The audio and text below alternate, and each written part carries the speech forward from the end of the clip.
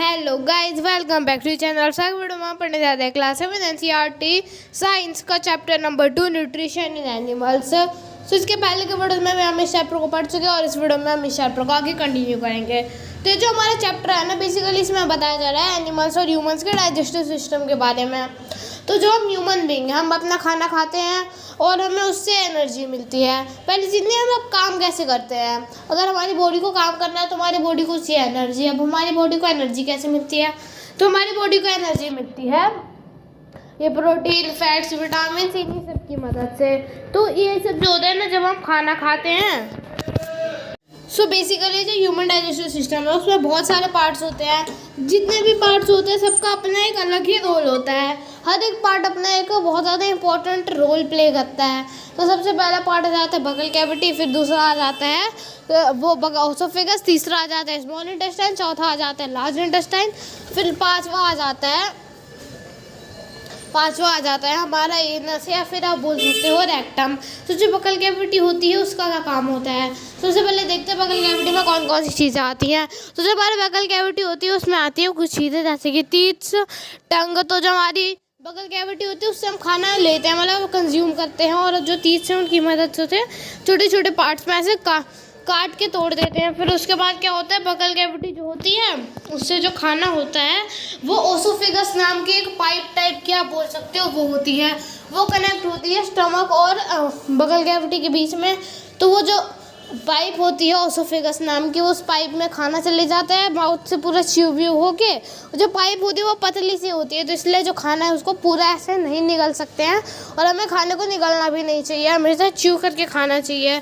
तो जो पाइप होती है उससे क्या जाता है, हमारा खाना स्टमक में चला जाता है। अब स्टमक के अंदर होते हैं हाइड्रोक्लोरिक एसिड।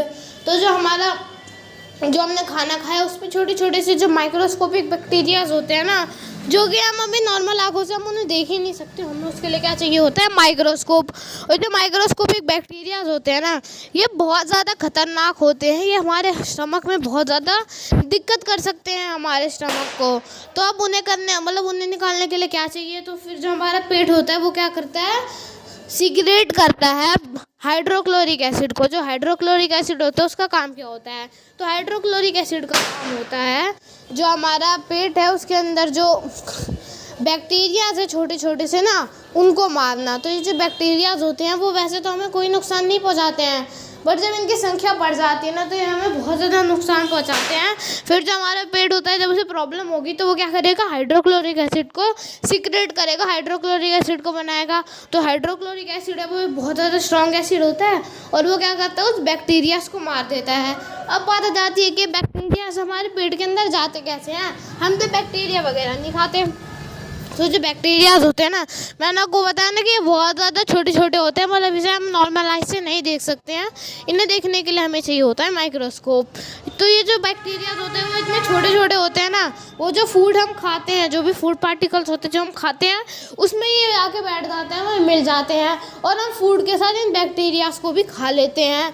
और ये ऐसा कुछ नहीं है कि हमें इनको ये हमें हार्म उतना नहीं पहुँचाएंगे अगर ये कम अमाउंट में हो, बट अगर इनकी जो अमाउंट है वो बढ़ गई ना तभी हमें बहुत ज़्यादा नुकसान पहुंचाएंगे। ठीक है, तो ये हो गया। फिर उसके बाद जो स्टमक होता है वो क्या करता है, हाइड्रोक्लोरिक एसिड वगैरह से जाके इन बैक्टीरिया को मार देता है। फिर जब वो स्टमक अपना काम कर लेता है, अपना डाइजेशन कंप्लीट कर लेता है, फिर वो क्या करता है, स्टमक जो खाना होता है उसको भेजता है स्मॉल इंटेस्टाइन में। तो स्मॉल इंटेस्टाइन की बात आ गई। जो स्मॉल इंटेस्टाइन है वो कुछ 7.5 मीटर्स के आसपास होता है, मतलब इतना बड़ा स्मॉल इंटेस्टाइन होता है। स्मॉल इंटेस्टाइन अपना काम करता है, खाने को डाइजेस्ट करता है जितना वो कर सकता है। फिर स्मॉल इंटेस्टाइन अपना काम करके जितना भी खाने को डाइजेस्ट कर सकते हैं, और सब डाइजेस्ट करके खाने को भेज देता है लार्ज इंटेस्टाइन में। जो लार्ज इंटेस्टाइन है वो होता है ना, एक फैक्ट बताऊं, जो स्मॉल इंटेस्टाइन है वो लार्ज इंटेस्टाइन से भी ज़्यादा बड़ा होता है। ठीक है, तो जो लार्ज इंटेस्टाइन होता है वो अपना काम वाम कर लेता है। फिर जो थोड़े बहुत जो फूड के जो बच गए होते हैं ना पार्टिकल्स, उसको लार्ज इंटेस्टाइन ख़त्म कर देता है। तो बेसिकली होता क्या है ना कि दो टाइप के कॉम्प्लेक्स, दो टाइप का सब्सटेंस होते हैं। एक होते हैं सिंपल सब्सटेंस, एक होते हैं कॉम्प्लेक्स सब्सटेंस। तो जो कॉम्प्लेक्स सब्सटेंस होते हैं ना, उनको हमारी बॉडी के लिए उनको डाइजेस्ट करना बहुत ज़्यादा हार्ड होता है। मतलब हमारी जो बॉडी होती है ना, वो इन कॉम्प्लेक्स सब्सटेंसेस को डाइजेस्ट ही नहीं कर पाती। तो फिर क्या करते हैं, जो हमारे ये सब होते हैं ना, small intestine, large intestine, stomach, ये सब का काम क्या होता है, ये जो कॉम्प्लेक्स सब्सटेंस होते हैं उनको सिंपल सब्सटेंस में तोड़ना है। फिर धीरे धीरे करके जो लार्ज इंटेस्टाइन होता है, जो बचे खुचे फूड पार्टिकल्स होते हैं, उन जो कॉम्प्लेक्स सब्सटेंस होते हैं उसको सिंपल सब्सटेंस में बदल देता है। और जो भी जो बच जाता है, जो कि वेस्ट होता है, अनयूज्ड पार्ट होता है, इसका कोई काम नहीं होता, कोई यूज नहीं है उसका, उसको क्या करते हैं हम एनस या फिर रेक्टम के द्वारा बाहर फेंक देते हैं। अब नेक्स्ट चीज़ जो होती है वो आ जाती है क्या, हमारे जो बकल कैविटी है उसके अंदर एक चीज़ होती है टीथ्स। तो टीथ्स क्या होते हैं, तो टीथ्स होते हैं वो दो टाइप के होते हैं। वैसे तो बहुत ज़्यादा टाइप के होते हैं, बट जो टीथ्स होते हैं वो दो स्टेज होते हैं, दो स्टेज के होते हैं। पहली होती है जो टीथ की स्टेज होती है वो होती है मिल्क टीथ्स, जिसे हिंदी में बोलते हैं दूध के दांत। अब बात जाती है दूध के दांत क्या होते हैं, ये वर्ड तो आपने कई बार सुना होगा। तो जब आप बच्चे होते हो, ये मतलब ज़्यादा से ज़्यादा 8 से 6 साल के बीच में टूटते हैं। तो जब आप बच्चे होते हो तो आपके दांत उगते हैं ना, और धीरे धीरे आप देखते हो कि वो दांत आपके टूट रहे हैं, और फिर उनके टूटने के बाद नए दांत आ जाते हैं। पर जो बड़े लोग होते हैं, अगर उनका कोई दांत टूट गया तो वो तो वापस आता नहीं है, वो आर्टिफिशियल दांत लगाते हैं। तो हमारे ही दांत वापस क्यों आ जाते हैं, तो होता ये है ना कि जो फर्स्ट सेट होते हैं हमारे दांतों के, जब हम बच्चे होते हैं वो उग जाते हैं। जो फर्स्ट होते हैं ना, मिल्क टीथ बोलते हैं इन्हें फर्स्ट सेट को, और ये बहुत ज़्यादा सॉफ्ट होते हैं, उतने भी नहीं बट फिर भी परमानेंट टीथ के कंपैरिजन में बहुत ज़्यादा सॉफ्ट होते हैं। तो जब ये 6 से 8 साल की एज में जो बच्चे होते हैं उनके ये दांत टूट जाते हैं। फिर इनके दांत टूटने के बाद में जब मिल्क टीथ टूट जाते हैं, फिर आती है सेकंड सेट ऑफ टीथ्स, जो कि होते हैं परमानेंट टीथ्स। जो परमानेंट टीथ्स होते हैं ना, वो मिल्क टीथ्स के कंपैरिजन में बहुत ज़्यादा वो होते हैं, हार्ड होते हैं। और जो परमानेंट टीथ्स है ना, वो मिल्क टीथ्स के बाद उगते हैं। मतलब कोई मिल्क टीथ टूट गया तो वहाँ से निकलेगा एक परमानेंट टीथ्स। फिर अगर एक परमानेंट टीथ टूट गया किसी रीजन की वजह से, आपको कोई डेंटल प्रॉब्लम है या फिर आप बूढ़े हो गए हो, तब वो जो टीथ है वो कभी नहीं वापस उगेगा, ठीक है। तो ये जो टीथ होते हैं परमानेंट, ये बहुत ज़्यादा मजबूत होते हैं। ये टूटते तब है जब आपको कोई डेंटल प्रॉब्लम हो, आपको चोट वगैरह लग जाए, या फिर आपकी जब एज होता है, जब आप ओल्ड एज के हो जाओ, तभी जाके ये जो टीथ्स होते हैं परमानेंट टीथ्स वो टूटेंगे। और वैसे ये परमानेंट टीथ्स ना बहुत ज़्यादा मजबूत होते हैं, तो वैसे ये परमानेंट टीथ्स नहीं टूटने वाले हैं। अब फिर नेक्स्ट एक और टॉपिक आ जाता है।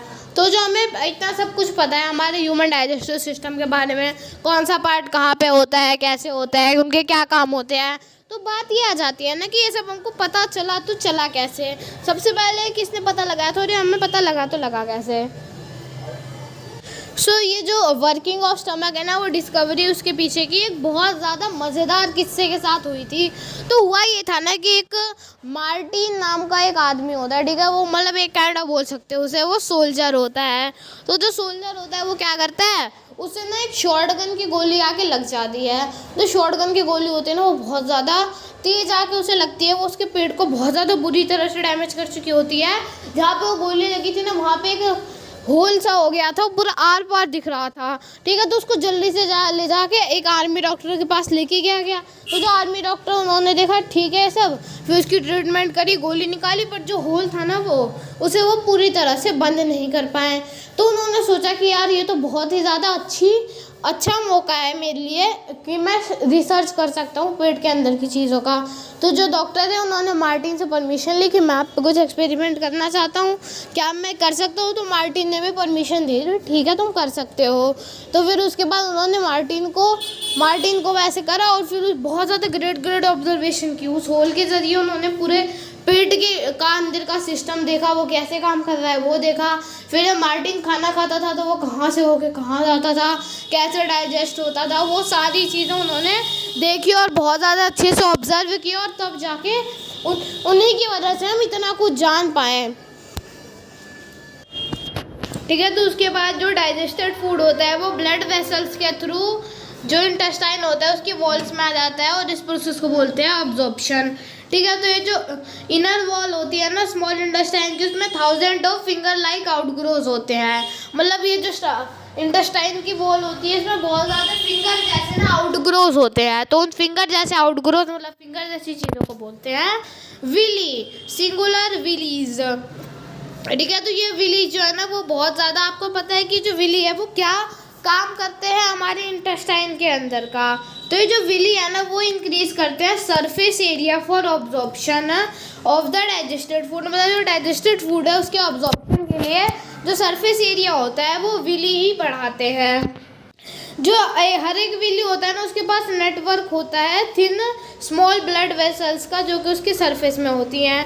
तो जो सरफेस ऑफ विली होती है ना उनका काम होता है absorption of the digested food materials, the absorbed substance are transported by the blood vessels to different organs of the body where they are used to build complex substance such as the. तो देखो क्या होता है ना कि ये जो surface area है वो विली का वो क्या करता है, डाइजेस्ट कर लेता है फूड मटेरियल्स को, फिर उसके बाद जो अब्जॉर्ब्ड सब्सटेंस होते हैं वो ट्रांसपोर्ट होते हैं ब्लड वेसल्स के थ्रू दूसरे ऑर्गन्स में हमारी बॉडी के, फिर जो हमारी बॉडी होती है वो इनका यूज़ करती है।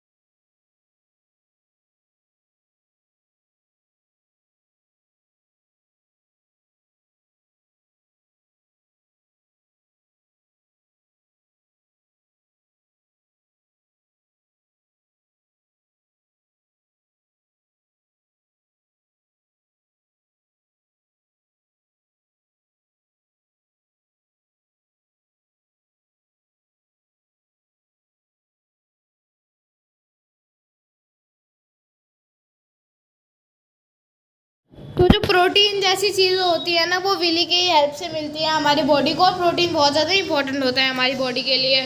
और ये जो होता है इसे बोलते हैं एसिमिलेशन।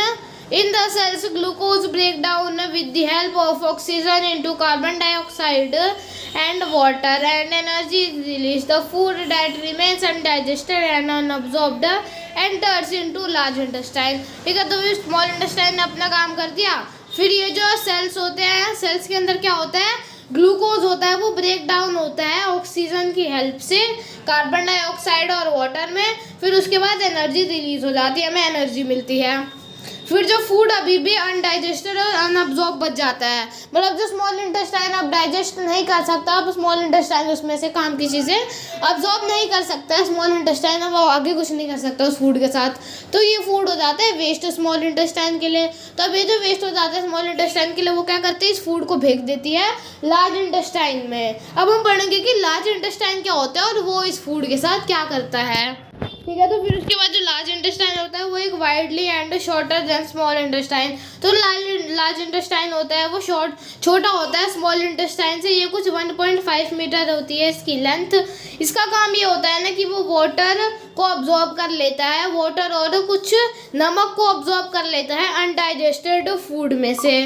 फिर जो अभी भी ऐसे चीज़ें मतलब सॉल्ट वगैरह निकाल ली इसने, अभी भी कुछ चीज़ें बच गई हैं जो कि लार्ज इंटेस्टाइन के भी किसी काम की नहीं है, लार्ज इंटेस्टाइन पे अब उसमें से कुछ भी नहीं निकाल सकता है। तो जो बचा खुची चीज़ होती है ना वो कहाँ फेंक देते हैं, उसको रेक्टम में, जिसे हम बोलते हैं एनस। तो जो रेक्टम और एनस होते हैं वो क्या करते हैं, उस खाने को बाहर निकाल देते हैं और इसे बोलते हैं एक्जेशन। ठीक है, तो अब लार्ज इंटेस्टाइन ने अपना काम कर दिया, रेक्टम में भेज दिया। अब रेक्टम और एनस ये जो पूरा एकदम खराब फूड अब इसमें कुछ बचा ही नहीं है, उसे रेक्टम और एनस बाहर निकाल देंगे। तो ये हमने पढ़ लिया डाइजेस्टिव सिस्टम ह्यूमन बींग्स के अंदर। अब हम पढ़ेंगे जो डाइजेशन सिस्टम होता है ना वो आप बोल सकते हो कि बाकी एनिमल्स में भी कुछ इसी तरीके का होता है, पूरा सेम भी नहीं, कुछ इसी तरीके का होता है। बट जो ग्रास ईटिंग एनिमल्स होते हैं, मतलब वो एनिमल जो कि घास फूस खाते हैं, जो मतलब नॉनवेज वगैरह नहीं खाते, वो सिर्फ घास फूस खाते हैं, उनका जो डाइजेशन सिस्टम है वो घास फूस खाने के लिए ही बना है, तो वो उनका डाइजेशन कैसे होता है। सो ग्रास ईटिंग एनिमल में सबसे बड़ा हमारे एग्जाम्पल क्या है, ग्रास ईटिंग एनिमल का काऊ। तो अब हम पढ़ेंगे इसमें काऊ का डाइजेशन सिस्टम कैसा होता है। सो यहाँ पे आ गई हमारी एक गाय, आप उसको देख सकते हो, उसमें क्या क्या दिख रहा है आपको, ओसोफेगस, रूमिनेंट और स्मॉल इंटेस्टाइन। ठीक है, तो यहाँ पे गाय का भी कुछ कुछ हमारे जैसा ही है। देखो क्या हो रहा है, सबसे स्टार्टिंग में यहाँ पे गाय जो है उसके पास भी बगल कैविटी होगी मान लो, तो उस बगल कैविटी के हेल्प से गाय क्या कर रही है, खाना है उसको खा रही है। ठीक है, अब खाना खा के गाय ने च्यू व्यू कर लिया, अब वो खाना कहाँ जाए, भेज रही है गाय उसके ओसोफेगस में। आप गाय का भी ओसोफेगस देख सकते हो, क्या कर रहा है वो बगल कैविटी और ये रूमिनेंट को कनेक्ट कर रहा है। तो इसी ओसोफेगस से जो खाना होता है वो जाएगा रूमिनेंट में, फिर वहाँ से स्मॉल इंटेस्टाइन में, फिर वहाँ से जो बची खुची चीज़ें होंगी वो भी बाहर आ जाएंगी। ठीक है, तो जो डाइजेशन होता है ना वो जो ग्रास ईटिंग एनिमल्स में होता है वो कुछ इसी तरीके का होता है। तो अब हम पढ़ेंगे क्या हो रहा है ये।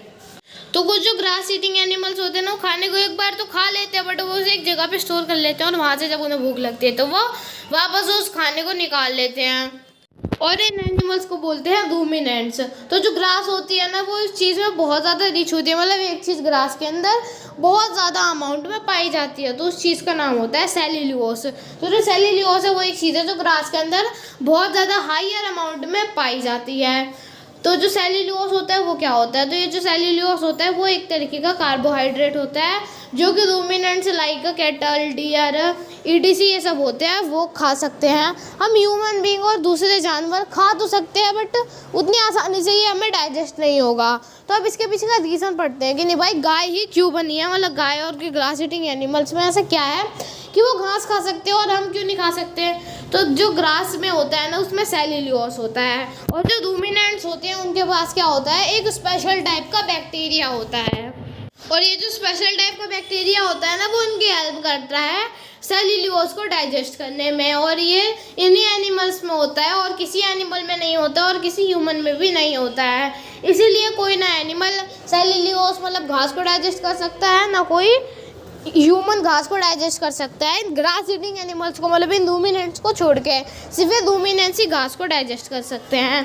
तो जैसे एनिमल्स होते हैं हॉर्स, रैबिट्स, इन सब के पास क्या होता है, एक लार्ज स्केल लाइक स्ट्रक्चर होता है, इसे हम बोलते हैं caecum between their oesophagus and the small intestine. और ये जो चीज़ होती है वो इनके ओसोफेगस और स्मॉल इंटेस्टाइन के बीच में सिचुएटेड होती है। जो सेल्यूलोस होता है ना वो क्या करता है, वो यहीं पे डाइजेस्ट होता है, और यहाँ पे एक बैक्टीरिया होता है जो कि हम ह्यूमंस में प्रेजेंट नहीं होता है। बैक्टीरिया जिन्हें ग्रास ईटिंग एनिमल मतलब काऊ, हॉर्स, कैटल्स इन सब में ही प्रेजेंट होता है। सो नेक्स्ट हम बात कर लेते हैं फीडिंग एंड डाइजेशन इन अमोएबा। तो यहाँ पे अमोएबा नाम का एक ऑर्गेनिज्म है, अब हम उसके अंदर का जो वो कैसे फीड करता है, वो कैसे डाइजेस्ट करता है वो पढ़ेंगे।